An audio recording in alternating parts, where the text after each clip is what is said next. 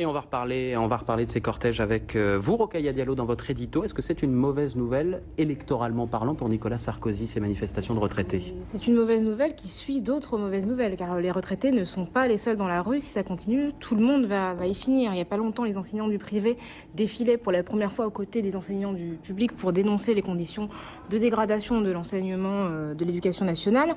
Le 27 septembre dernier, 200 personnes handicapées ont manifesté devant le Sénat à l'appel de l'Association des paralysés de France pour protester contre le fait qu'une loi d'accessibilité ne devait pas entrer en vigueur alors qu'elle devrait entrer en vigueur en 2005.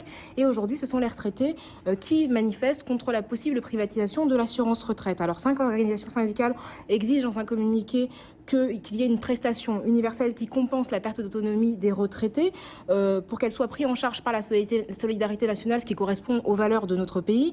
Ils réclament également des mesures urgentes pour aider les départements à financer l'allocation personnalité d'autonomie, puisque les départements ne sont pas en mesure de les financer. Il faut savoir quand même qu'il y a près de 5 millions de personnes retraitées qui vivent sous le seuil de pauvreté. Donc après une vie de travail, c'est quand même pas ce qu'on attend de la vie dans un pays qui se prétend quand même comme étant le pays de la sécurité sociale.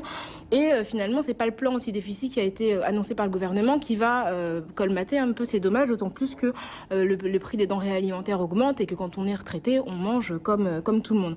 Donc ce que demandent ces organisations, c'est qu'au moins les retraités valoriser leur pension. C'est ça, et que ça corresponde au minimum au SMIC, sachant que on est aussi dans une période où beaucoup de Français renoncent aux soins médicaux et que les personnes qui sont plus dépendantes de ces soins sont les personnes qui sont à la retraite. Donc il y a un ras-le-bol qui est généralisé et on rogne de plus en plus sur des acquis qui datent de l'après-guerre. Il serait temps que Nicolas Sarkozy entende ce signal de plus en plus pressant. Merci beaucoup, Rokhaya Diallo, pour votre édito, des propos qui vous appartiennent. Absolument. Et une critique très C'est la règle, forte hein, de Nicolas d'ailleurs, Sarkozy, c'est la règle de